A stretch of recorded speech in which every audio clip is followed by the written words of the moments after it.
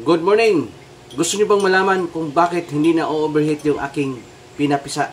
So, abangan nyo guys, ituturo ko sa inyo guys kung bakit sobrang dami ang napisa natin ng mga ducklings. Grabe ito. So, sobrang ano natin, no? May mga techniques tayo. But before that, pagbaguhan kayo sa aking YouTube channel, please like and subscribe para magkita-kita tayo sa next content. So, tara! Pag-uusapan natin yung bakit hindi nag-overheat yung aking in-incubate ngayon. Isa sa technique natin na ituturo this video guys. Tara! Time check is 1 PM, no? Ang hapon. So, mainit ang panahon dito sa Davao. Sobrang init kasi summer. It's Holy Week, no? So, nakikita niyo po ang aming temperature. That is 37.5. Yan o, fluctuating. Yan. Yan ang kadalasan bakit nag-overheat yung mga nag-incubate, lalo na pagka-commercial. Sobrang dami ng pinapisa. Katulad dito, itong laman ng ating incubator, nasa 5,000. No? Dapat ay maka-generate tayo ng mga ducklings at least 2,000 female, hindi kasali yung lalaki. So ngayon, yan ang ginawa ko guys. Yan, nakikita mo yan, inopen ko siya, tapos hinila ko siya dito palabas yung mga egg tray na may laman ng itlog. Yan po, ito po, isang egg tray dito guys ay naglalaman po to ng 120 eggs. Yan.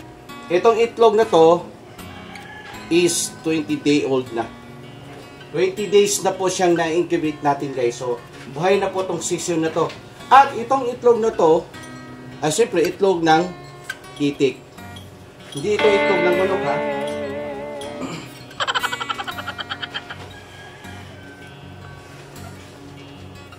At syempre, yung ating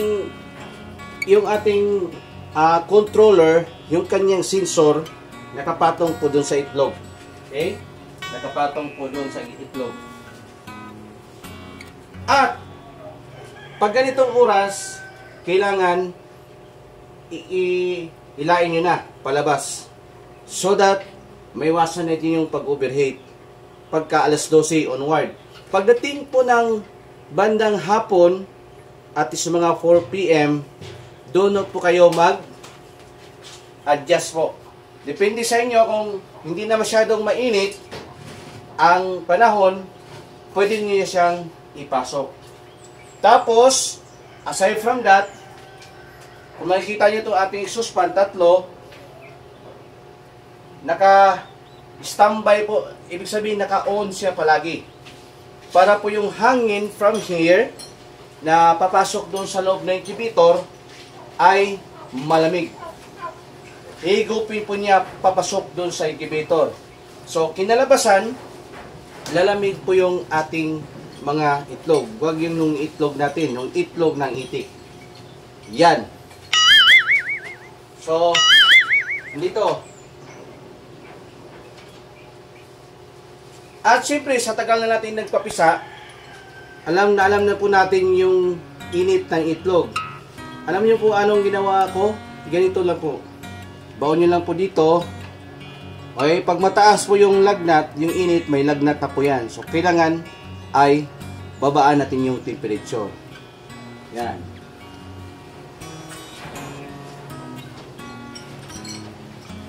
At isa po din sa technique po na dapat ang incubator is hindi po mawalan ng water sa baba. Okay. Tapos, hindi po dapat ma-off yung mga exhaust fan.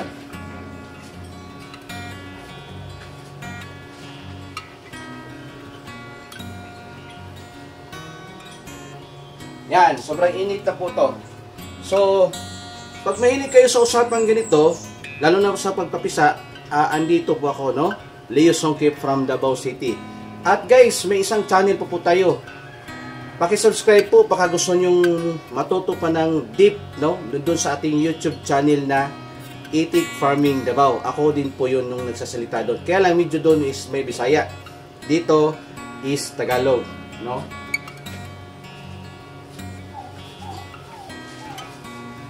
Yung nakaraang video natin guys, yung previous natin talaga, ang dami po natin kinalabas ng mga ducklings. And that's the living testimony. Hindi po tayo nagsasalita ng daldal na wala pong resulta. So, yan po. Dahil nag-subscribe po kayo, nandito po kayo sa ating YouTube channel, yan po ay benefits po natin yan na ituturo po natin kung paano magpapisa. Okay. So, at least, malalaman nyo pong pagpapisa, malalaman niyo din po yung paano mag-itikan at doon po din sa feeding guide. Ya? So, makikita niya natin yan po. Tapos, siyempre, pag kami biyaya tayo, mamimigay din tayo ng mga blessings sa mga kababayan natin. Okay po yun. Di ba? So, simple lang ang ating setup. Yung ating incubator is manual. Pagka ihilain mo yung sa labas banda doon, may isang egg tray pa yan sa loob. Okay, malalim po yan. So, kung titingnan natin yung sukat ng ating incubator, ay yung height ng incubator natin is 6 feet, no? By 6 feet. So, ganun po ang ano niya, ang width saka height. Tapos, dun sa loob, ito, yung clearance po ng ating egg tray is 4 inches po yan. Para sa hatching po yan na, incubator. At pwede naman din po sa balot.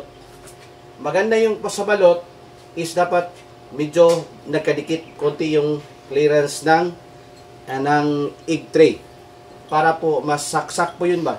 Marami pong laman, no? Yung egg tray, yung incubator niyo.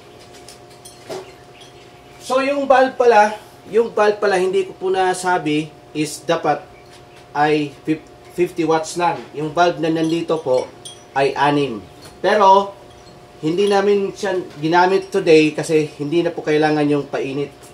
Except yung manok, kailangan talaga ng painit. No?